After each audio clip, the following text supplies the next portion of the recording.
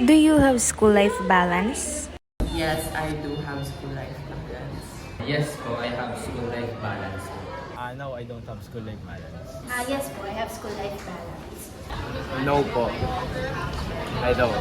Yes, I have school life balance. Balancing school and life, an everyday challenge for students across the world. Academic workloads, overloaded activities, while also having personal responsibilities.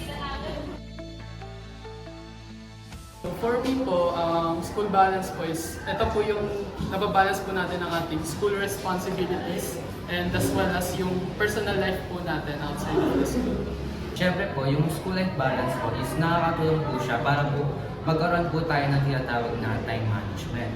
And siyempre po, since marunong po tayo gumamit ng time ng maayos, na napupulfill po natin yung ano natin, parang mga responsibilities sa buhay pati sa school na dapat gawin.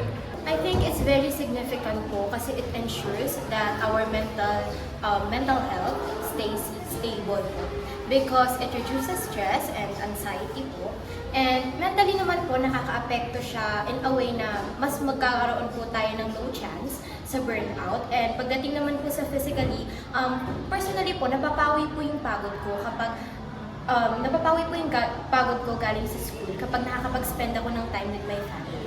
Very important po siya, hindi lang sa sake ng health natin, kundi pati na rin po sa overall mental well-being and academic performance natin.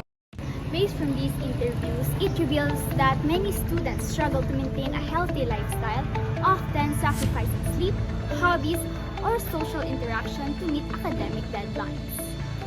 I think giving the students time to breathe and really expanding their deadlines and lessening their activities will really help students in order to balance their school life and their personal life.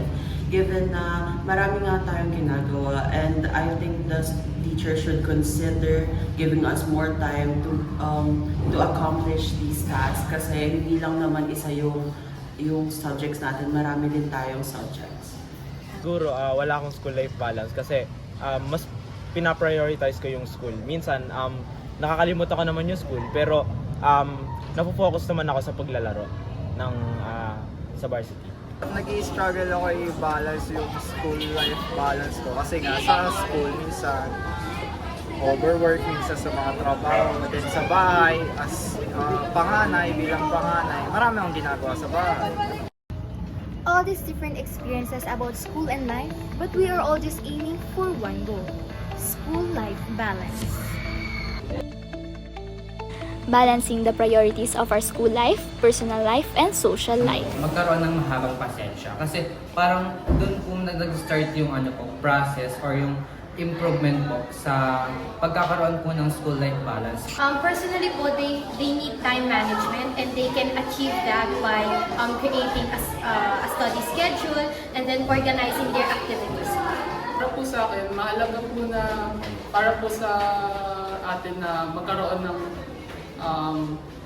parang regular schedule po para po na-organize po natin yung mga dapat po natin gawin and at the same time po may iwasan po natin yung stress and pagka-overwhelmed po ng mga activities po na ginagawa natin. School is not just a place to study, but it is also a place where you learn the importance of balancing hard work with taking your time to enjoy the journey. Again, my name is Jenna Fuentes. I am Kyla Karangalan, updating for Orana.